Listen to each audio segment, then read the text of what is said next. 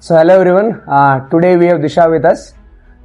So we are going to ask certain questions about the 2-year journey at Siddhivinayak. So welcome Disha. Thanks. So Disha, I just want to ask the first question that what is the reason behind choosing Siddhivinayak over the other institutions in the town? Actually ऐसा कोई specific reason नहीं था मेरा ये choose करने का, but मेरे पापा का डिसीजन था कि हाँ मेरे लिए सिद्धिविनायक अच्छा है. Okay, so basically your parents' decision has played an important role and finally you are going to IIT. So, okay, so that's one of the important thing that we should respect our decision of the parents. So, when you are here basically, generally the student face a kind of problems in the starting 6 months. So, do you also face those problems? Yes, I also did face same the problems, but actually ऐसा था कि जब हम boards के लिए prepare करते हैं अचानक जेई के लिए प्रिपेयर करें तो वो दोनों चीज़ें बहुत अलग होती हैं. तो एक माइंडसेट में बहुत बड़ा चेंज आता है जो लाना भी चाहिए, क्योंकि अगर तुम्हारा गोल बहुत बड़ा है तो वो चेंज बहुत ज़रूरी होता है. एंड सिलेबस में भी काफ़ी चेंज आता है तो उसको कोप अप करने में टाइम लग जाता है.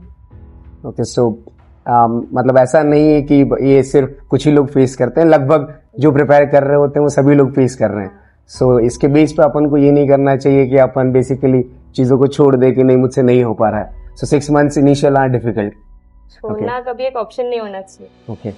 When we basically prepare for the exams, there are difficult times and everyone basically needs a kind of a motivation to overcome those difficulties. So what is the kind of motivation that you have basically acquired from somewhere, or there is some internal motivation from yourself also कि हाँ नहीं मेरे को prepare करना है और ये difficulties आती रहेंगी. So is there anything? Actually ऐसा कोई एक्सटर्नल मोटिवेशन तो था नहीं, जो था बस सेल्फ मोटिवेशन ही था, क्योंकि एक गोल था जो अचीव करना था. उसके लिए जितनी डिफिकल्टीज आएंगी उसको फेस तो करना पड़ेगा. Okay, so basically if you have a bigger goal, you have bigger difficulties and you need to deal with that. Okay. So in the last leg of your preparation, there is a Safal test series at Siddhivinayak. So how that test series basically helped you in the end moments of your preparations? Actually वो test series का सबसे important role था, क्योंकि जैसे test series में part test और full test दोनों होते थे. बिल्कुल. तो पार्ट टेस्ट में हमें मालूम पड़ जाता था कि हमारी कौन से टॉपिक में कितनी वीकनेसेस हैं, जिसमें वर्क करने की बहुत ज़्यादा ज़रूरत है. और फुल टेस्ट में ऐसा था कि फाइनल जेई जो था उसका एक मिल जाता था एक आइडिया कि कैसे होने वाली है, क्या करना चाहिए क्या नहीं करना चाहिए. तो बाकी जैसे टेस्ट सीरीज में कुछ क्वेश्चंस थे तो सिमिलर कंसेप्ट के क्वेश्चंस एग्जाम में देखने मिले थे. ओके, सो बेसिकली अगर टेस्ट सीरीज अपन दे रहे तो टेस्ट सीरीज में दोनों चीज़ें कवर हो रही थी कि अपना कौन सा वीक सेक्शन है वो भी अपन आइडेंटिफाई कर पा रहे थे और ओवरऑल कैसा अपन परफॉर्म फाइनल में करेंगे वो भी अपन को जो फुल टेस्ट हो रहे थे उससे पता चल रहा था.